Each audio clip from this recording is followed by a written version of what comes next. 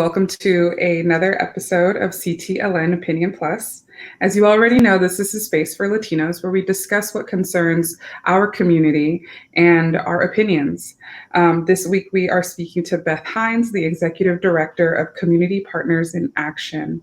Thank you very much for joining us, Beth. How are you? Especially during this trying time. It has been a challenging time, that's for sure. Thank you for having me. All right. Can you give us a brief overview of Community Partners in Action? Sure. So Community Partners in Action has been in existence since 1875. Our mission has never changed during that time. The focus of our services and our programs are to ensure that the people that we serve, that people that are in our care, are provided with the opportunity and the support they need to be successful when they're coming home from prison, or if they are dealing with a case, a criminal case.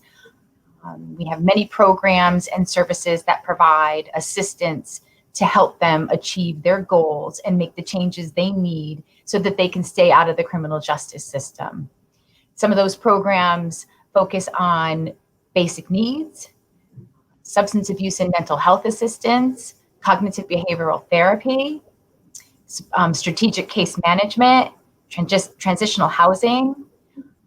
Basically, whatever a client presents with, the agency is going to do whatever it takes to help meet that person's needs. And if we as an agency don't have the programs or services to meet the needs of that particular person, we will connect with our community partners to be sure that the person is cared for. Only recently have we in the country started to change the way we think about the incarcerated and the formerly incarcerated, and organizations like yours are more important than ever. How important is it that we change the conversation of how we speak about the formerly incarcerated? You know, the thing is that, you know, when somebody's coming out of prison, they have so many barriers already, like so many strikes against them. And so, you know, we have to be careful of the rhetoric that we use and the language that we use, because the fact of the matter is that people coming out of prison are people. They're people first before anything. And, you know, everybody could have taken a different path at some point in their lives and been in a situation where, you know, they needed help and support. And I'm sure that many of your viewers have people in their lives, loved ones that, you know, have dealt with addiction. People have been incarcerated. So this impacts everybody. It impacts families, it impacts communities. So, you know, this work is critical right now. It's been critical we've seen it as being critical since for almost 150 years. But, you know, these are our friends and our neighbors and our family that are coming home. And, you know, they need our support in order to live a crime-free life and to be healthy. I think that's really important, especially since a large population of Latinos and people of color and other peoples of color make up the prison population. I think it's important. I think it's as someone who knows and has family members that are formerly incarcerated, I think the conversation is so important because it determines how the family speaks to them, how their community accepts them. And I'm glad that your organization is working with the formerly incarcerated. Yes, and also with families as well. Many of our programs incorporate services for families, you know, because we know that, you know, they're people coming out of prison often don't have a place to go other than family. So it's trying to bridge those gaps. Family reunification is definitely part of our mission. And so, you know, we pay attention to that. And then also it's important to educate the community, right? In terms of, you know, what people need when they return. They don't need added obstacles. What can we do to remove those barriers? Because when our population is successful, when they return home, it benefits the community. Mm-hmm. Yes, 100%. Your organization provides housing, you mentioned, and other assistance. How does one access that? And do you have people available to speak to them in Spanish or other languages should it be needed? Absolutely. So, you know, one of the things that the agency pays particular intentional attention to is ensuring that our staff are diverse in many different ways, including race, culture, LGBTQ. So that's a very important part of this agency.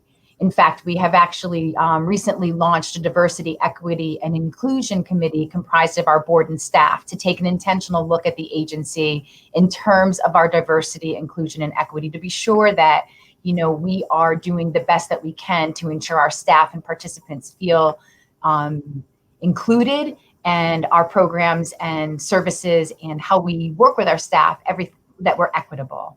So that's a really important part of this agency and our mission. In terms of housing, we are contracted by the state of Connecticut to offer transitional housing through the judicial department in Hartford and in Waterbury. We provide housing for men. And we also have a work release program funded by the Connecticut Department of Correction in Hartford.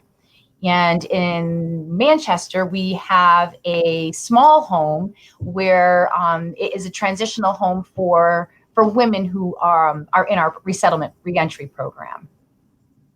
Now, for those programs, for the men, you need to be referred to those programs by either probation or judicial or the Department of Correction.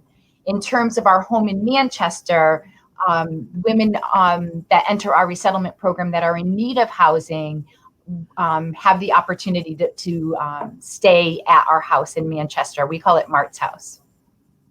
Martha's house? Mart's, M-A-R-T-S. Oh, Mart's house. Got it. It's a long story. So going back to what your organization does, you also have a page dedicated to justice reform. What is your organization doing to address justice reform, and what would be, in your terms, effective justice reform?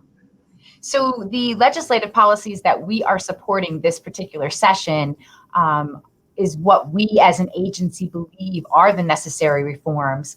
So I'm lucky enough, as part of my role with Community Partners in Action, to co-chair the Greater Waterbury Reentry Roundtable. And that allows me to participate in the Connecticut Reentry Collaborative.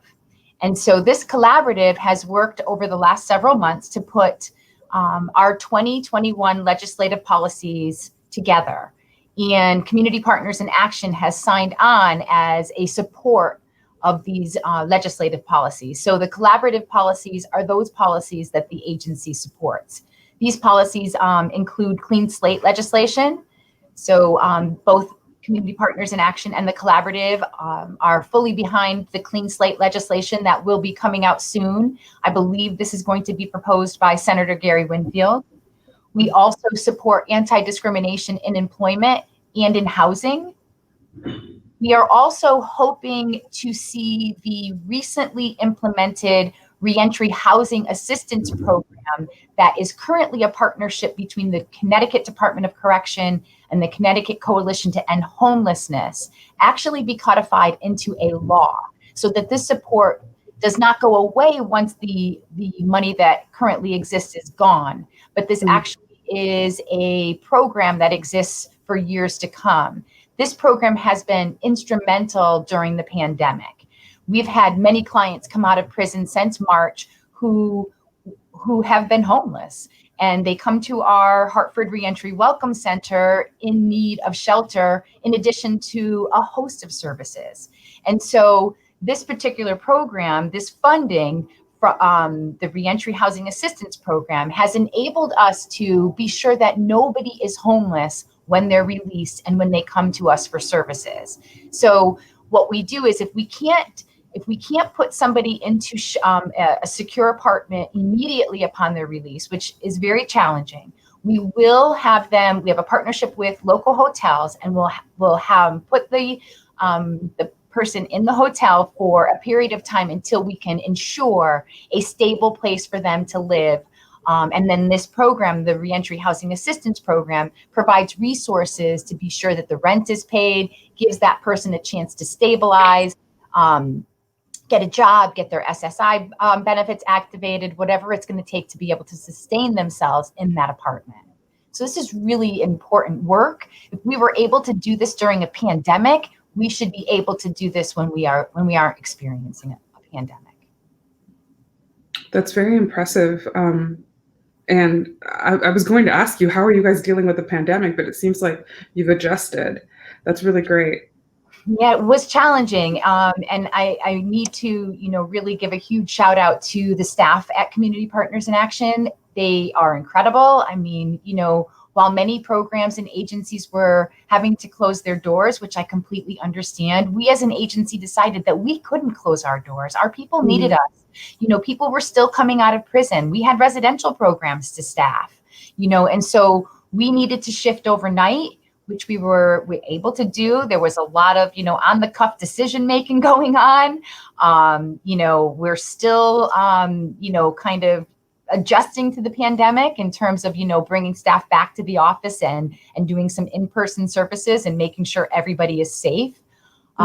Grateful to the Hartford Foundation for Public Giving for providing us with a COVID grant, which allowed us to make some purchases such as plexiglass and some signage, also laptops so that we can do some more virtual work.